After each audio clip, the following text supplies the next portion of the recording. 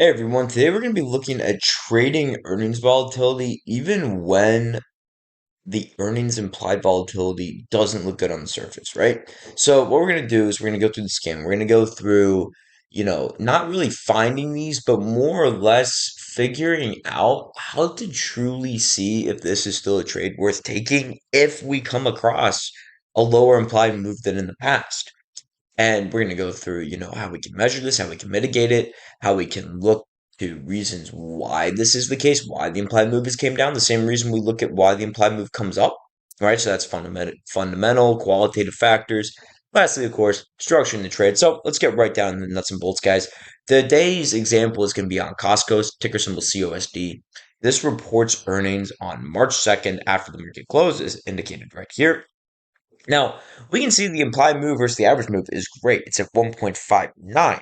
The implied versus average implied is lackluster at 0.9, but it's nothing out of the ordinary. However, when we come down here to the implied move time series, what we're going to see is that we're essentially at the lowest levels that we have been in the past year. And we know how volatile the last year has been. So, and we also know that, conditions are still volatile as today. So this might be a red flag on the surface, but hold on, right?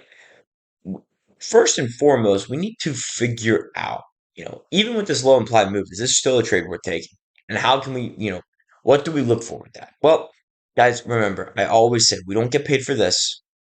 We get paid for this. We get paid for the average move, the move to come in, which we, like I say, base off of the average move, right? So we want this to happen. We don't care if this is, at the end of the day, if this was implying 3.25, like in this case, and realizing, basically nothing, basically completely flat, we'd rather have that than imply 7%, but realize 6.5, right? The implied doesn't matter. All that matters is that the realize comes in significantly below the implied. And as we can see, this implied is significantly below what it usually realizes. And we can see that through the time series, right? We can also see that through the back test. We can see that the Costco has been extremely profitable. A return of selling straddles over the last 20-ish quarters or so is yielding a return north of 300%. So those two things are the big things to look at.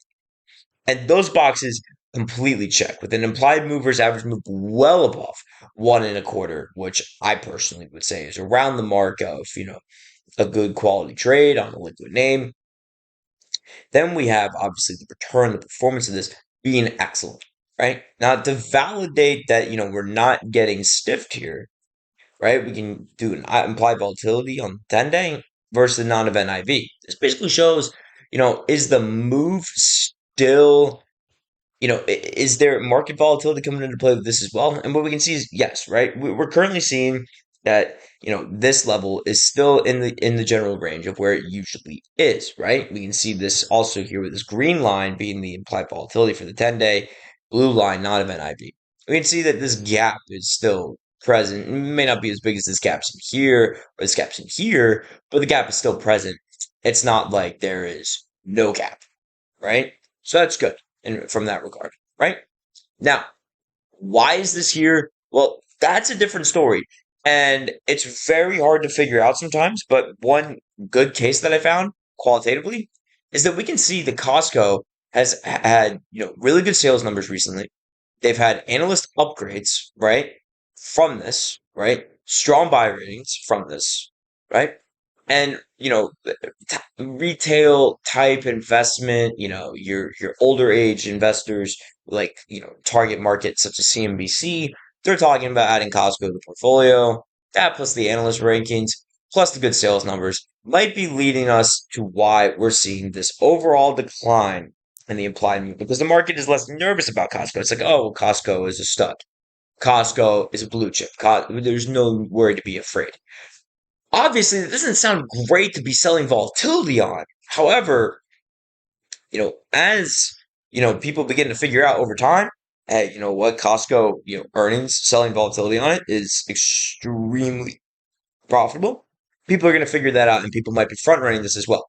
So there's a couple of things off the top of my head that could be. Nevertheless, as long as this is still present, and there's minimal risk, then it's still a good quality trade. It just means that it wasn't as quality as, say, back here when it was implying consistently three, four, almost five, 2.5, and realizing, basically nothing, right? So that's the general gist. Now, lastly, of course, guys, structuring the trade.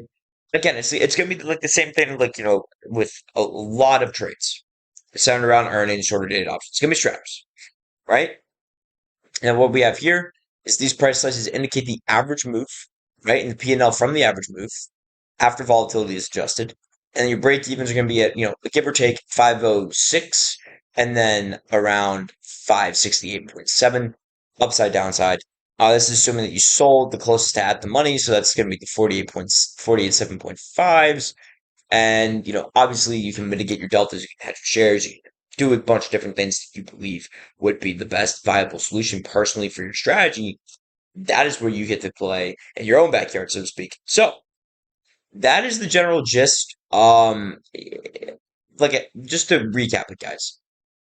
A couple things. One, there's really not a way. I mean, you could scan for this, but it wouldn't make sense to scan for just. I'm gonna look for things with low implied movers, average implied. But you could, right? This is more or less when you come across situations like this.